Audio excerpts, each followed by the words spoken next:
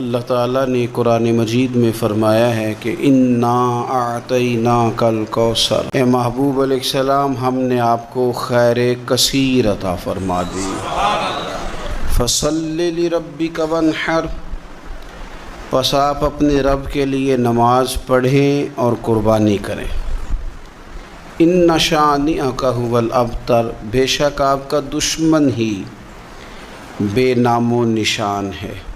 اللہ تعالیٰ نے نبی پاک صلی اللہ تعالیٰ علیہ وسلم کو حضرت سیدہ خدیجۃ الکبریٰ رضی اللہ تعالیٰ عنہا کے بطن اطہر سے 6 اولادیں عطا فرمائیں۔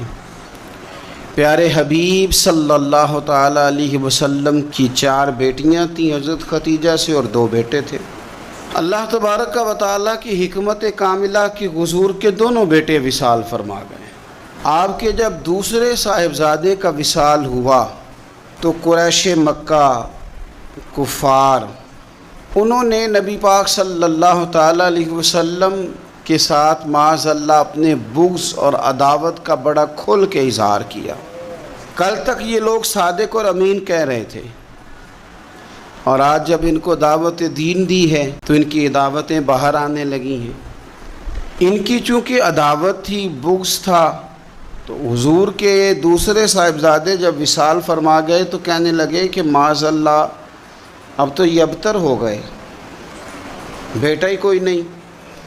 جب تک یہ ظاہری طور پر موجود ہیں بات بنے گی، اور جب یہ چلے جائیں گے تو کون ہوگا ان کا مشن چلانے والا۔ معاذ اللہ خوشیاں منانے لگے، بغلے بجانے لگے۔ یہ کفار مکہ کا طریقہ ہے، کون ہوگا ان کا ذکر کرنے والا؟ بس قریش مکہ کا، مشرکین کا طریقہ ہے۔ مسلمان کا یہ طریقہ نہیں کہ وہ اپنے مخالف کو مصیبت میں دیکھ کے تو خوشی کا اظہار کرے، یہ مسلمان کا طریقہ نہیں۔ جس شخص کے ساتھ ہمارا کسی وجہ سے اختلاف رائے ہو جاتا ہے، وہ معاذ اللہ کسی مشکل میں گرفتار ہو جائے تو ہم بڑا اظہار مسرت کرتے، دیکھا نا اب جو ہو، میں تو پہلے ہی کہہ رہا تھا۔ ہمیں تو ہمارے بزرگوں نے فرمایا ہے کہ دشمن مرے تے خوشی نہ کریے، کیوں؟ سجنا بھی تے مر جانا ہے، اوڑکتے دن آیا محمد اور کڑی نو ڈوب جانا ہے۔ اپنا رویہ کبھی بھی اتنا سخت نہ کریں، لہجے میں اتنی تلخی نہ لائیں کہ سامنے والے پہ مصیبت آ رہی ہے، اور نبی پاک صلی اللہ علیہ وسلم نے فرمایا اگر تم کسی کی مصیبت کو دیکھ کے خوشی کا اظہار کرو گے نا، اسے اللہ نجات دے دے گا، تمہیں مصیبت میں مبتلا کر دے گا۔ کبھی بھی اظہار نہ کریں، کبھی بھی کسی بھی موقع پر کسی کو مشکل میں دیکھ کر اس طرح کا رویہ اختیار نہ کریں۔ بہت سارے لوگ بغلے بجاتے ہیں، خوشی کا اظہار کرتے ہیں، دیکھا نا فلانا الجھ گیا۔ یہ تو طریقہ مشرکین مکہ کا ہے، کفار کا طریقہ ہے یہ۔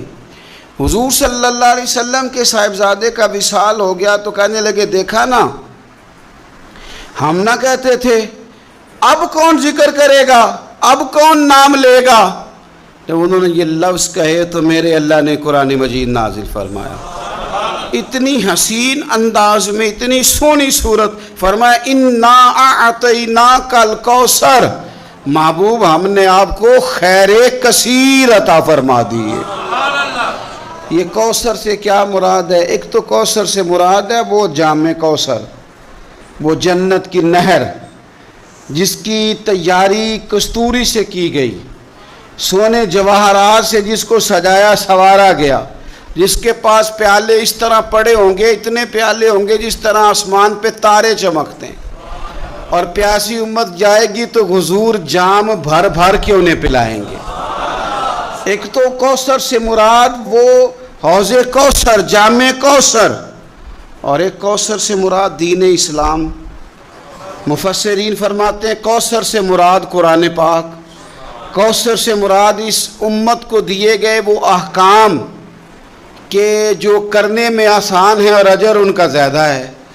کوثر سے مراد نبی پاک کے معجزات، اسی کوثر سے مراد رب فرماتے حبیب انا اعطیناک الکوثر، جس طرح کی اولاد آپ کو دی ہے کسی کو نہیں دی۔ آپ کی بیٹیاں، آپ کے نواسے، آپ کے شہزادے، اِنَّا أَعْطَيْنَاكَ الْكَوْثَرَ، کیا شان ہے سیدہ زینب کی، کیا شان ہے حضرت رقیہ کی، کیا شان ہے ام کلثوم کی، سیدہ طیبہ طاہرہ ام کلثوم کی، کیا شان ہے سیدہ فاطمہ الزہرا کی، کیا مقام ہے مولا علی شیر خدا، کیا رتبہ ہے امام حسن کا، کیا مقام دیا ہے اللہ نے امام علی مقام امام حسین کو۔ ہدف حسین ابن علی کا تھا، امام علی مقام کا تھا کہ مجھے جبر کے سامنے ڈٹنا ہے، ظلم کے سامنے ڈٹنا ہے۔ امام علی مقام کا خون تو بہہ گیا، کربلا کی زمین تو رنگین ہو گئی، نہ عبید اللہ ابن زیاد کی گورنری بچی، نہ شمر کو حکومت ملی، نہ یزید کچھ کما سکا، نہ زیاد کا وہ ظلم رہا، نہ یزید کی وہ جفا رہی، جو رہا تو نام حسین کا۔ فرماتے ہیں کوثر سے مراد رب فرماتا ہے محبوب جس طرح کے صحابہ آپ کو دیے ہیں نا، دنیا ڈھونڈے گی بھی تو صدیق اکبر جیسا نہیں ملے گا، زمانہ تلاش بھی کرے تو فاروق اعظم جیسا پا نہ سکے، حضرت عثمان غنی کی مثال دوبارہ نہ ملے گی، اور قیامت تک میدان بھی سجیں گے، جنگیں بھی ہوں گی، لیکن چرچے اور تذکرے مولا علی شیر خدا کی تلوار کے کیے جائیں گے۔ حضرت عبداللہ ابن عباس فرماتے ہیں کوثر کا معنی ہے حبیب آپ کو خیر کثیر عطا کر دی، اور کریں گے نہیں کر دی، کریں گے نہیں کر دی، دے دی محبوب خیر کثیر، آپ کو خیر کثیر دے دی۔ اب آپ پتہ کیا کریں، فصلی لربک، آپ اپنے رب کے لیے نماز پڑھیں۔ اس کا شکرانہ یہ ہے کہ آپ نماز پڑھیں، ونحر اور قربانی کریں، اللہ نے خیر کثیر دے دی، اب شکرانے میں نماز پڑھیں اور قربانی کریں۔ ان شانیک ھو الابتر، آپ کا دشمن جڑ کٹا ہے۔ ابتر عربی میں اس جانور کو بھی کہتے ہیں جس کی دم کٹی ہوئی ہو، آپ کا دشمن دم کٹا ہے۔ ابو جہل کی اولاد مری تو نہیں تھی ساری، بلکہ ابو جہل کی اولاد میں تو حضرت اکرمہ رضی اللہ تعالیٰ عنہ اس کے بیٹے تھے، انہوں نے تو کلمہ پڑھ لیا تھا، حضور کے غلام ہو گئے تھے، پر کبھی کسی نے کہا ہے میں ابو جہل کی اولاد ہوں۔ یزید کی کوئی ساری اولاد مر تو نہیں گئی تھی، کبھی کسی نے کہا ہے میں اس کی اولاد میں سے ہوں۔ دشمنوں کی جڑ کٹتی ہے، دشمنوں کی۔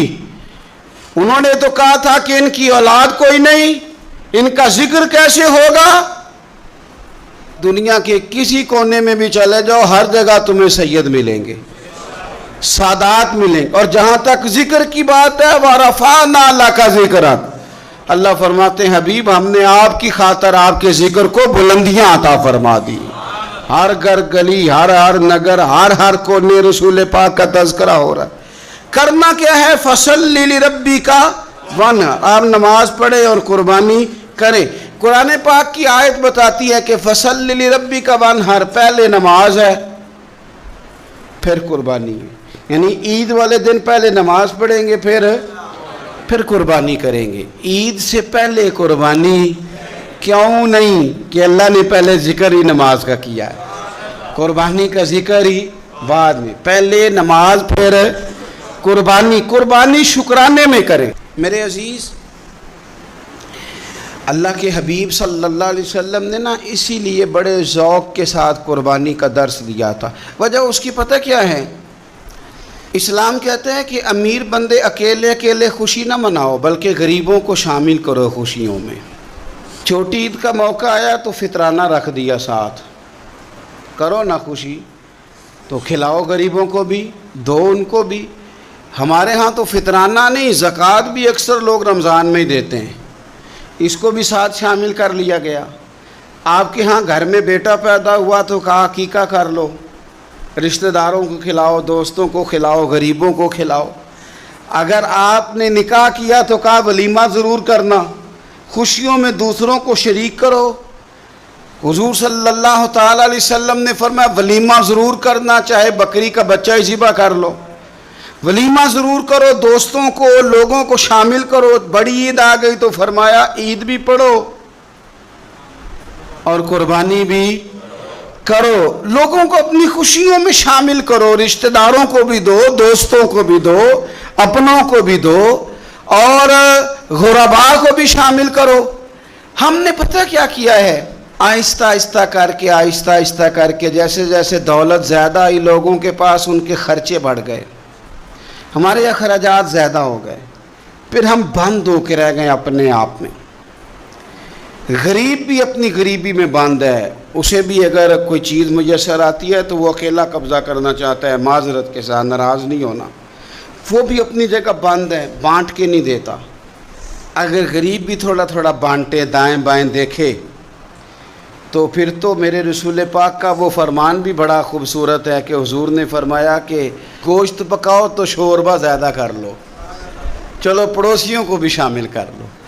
तो गरीब भी अगर शोरबा ज़्यादा कर ले तो वो भी इस मामले में तो आगे। अमीर ने क्या किया है, अमीर ने दोस्तियां भी अमीरों से लगा ली, ताल्लुकात भी अमीरों से बना लिए, ऐनक भी अमीरी की लगा ली, उसे नज़र ही कुछ नहीं आता। आप सदकात करें, खैरात करें। मेरे नबी पाक सल्लल्लाहु ताला अलैहि वसल्लम हुजूर फरमाते हैं, जब तुम सदका देते हो ना, अल्लाह तबारक व ताला बेनियाज है हर चीज़ से, लेकिन जब तुम सदका देते हो तो अल्लाह ताला अपने दाएं दस्ते कुदरत में तुम्हारा सदका लेता है।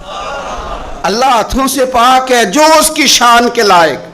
अल्लाह अपने दस्ते कुदरत में तुम्हारा सदका ले लेता है।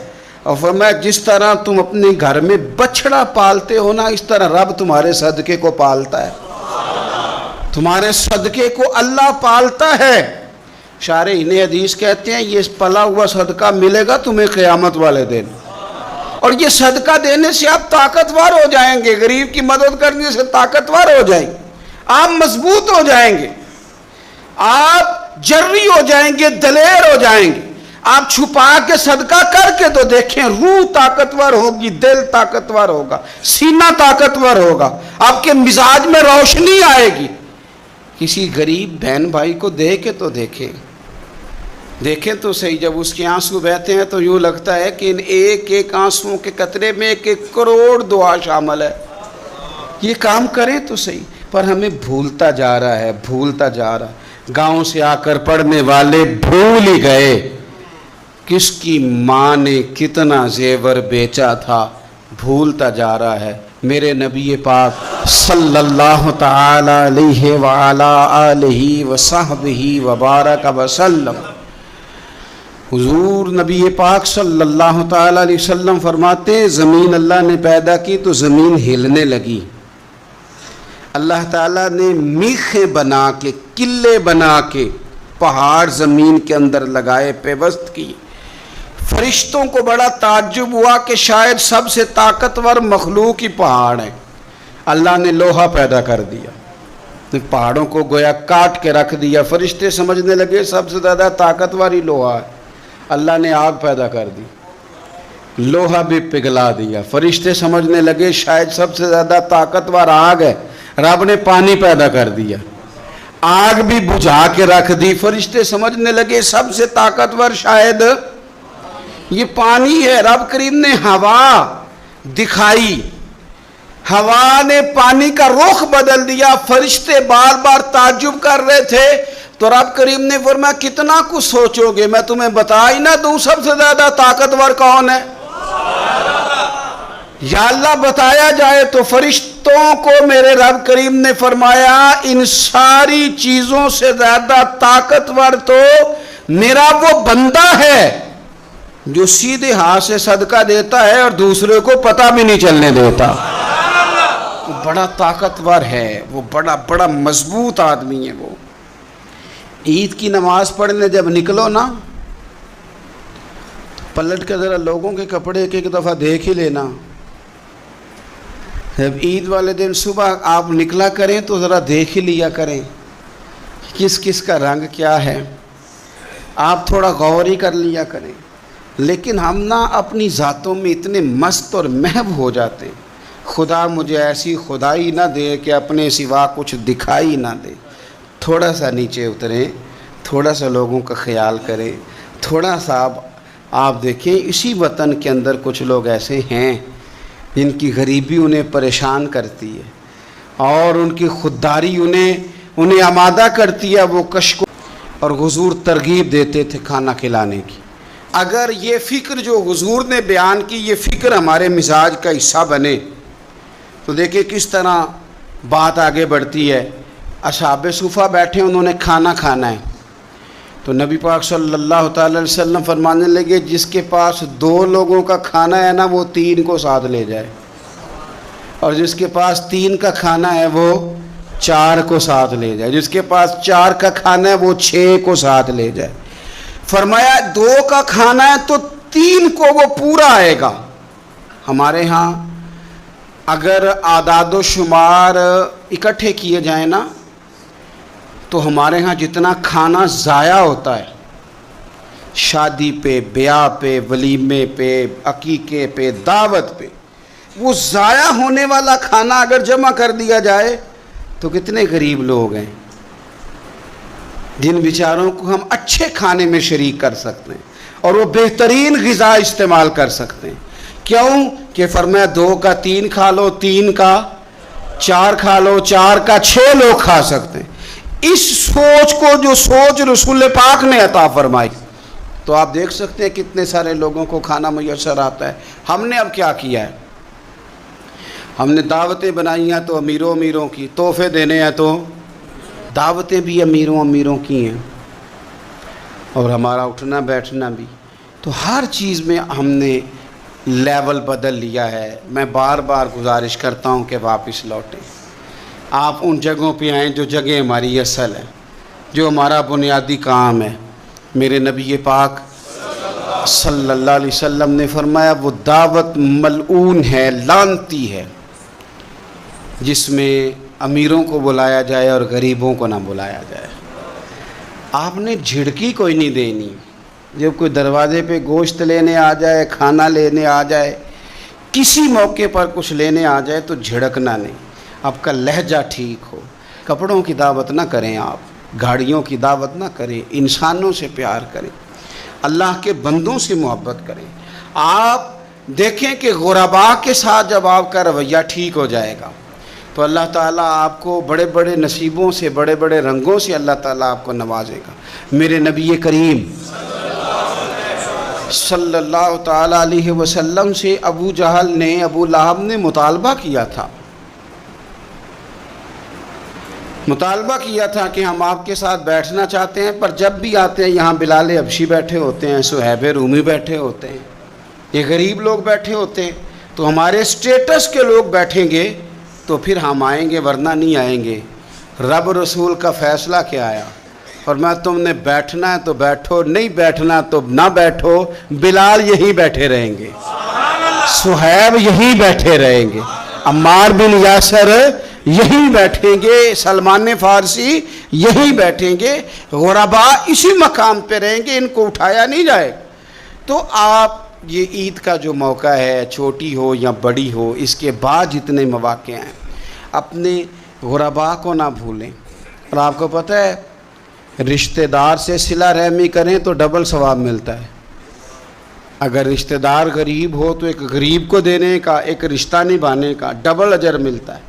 ہمارے اپنوں میں, بہن بھائیوں میں چونکہ چھوٹی چھوٹی باتوں سے ناراضگی ہو جاتی ہے, اور وہ چھوٹی چھوٹی باتیں پھر اختلاف کا سبب بن جاتی ہیں. ان چھوٹی باتوں سے ہم ایک عقیدے کا, نظریے کا کسی جگہ اختلاف ہو تو بات اور ہے, لیکن چھوٹے چھوٹے ویسے مسائل گھروں میں ہو جاتے ہیں تو ہم ان مسائل کی بنیاد پر اتنے دور ہو جاتے ہیں. اتنا وہ بد عقیدہ ہوا, نہ دین چھوڑ گیا, نہ کوئی اور مسئلہ ہوا, لیکن ہم نے اتنی دوریاں کر لیں کہ بہت سارے لوگ ہمارے دسترخوان سے کھا رہے ہیں, بہت سارے لوگ ہیں جو ہماری جیب سے پال رہے ہیں, پر ہمارے اپنے ہم سے دور ہو گئے, ان کو ہم قریب نہیں کرتے. تو بھائی جس سے بھی آپ کا لین دین بڑھے گا کہیں نہ کہیں تو کمزوری ہو ہی جائے گی. اپنوں کو اپنوں سے دور نہ کریں, انہیں دیں, انہیں نوازیں, ان کا خیال کریں.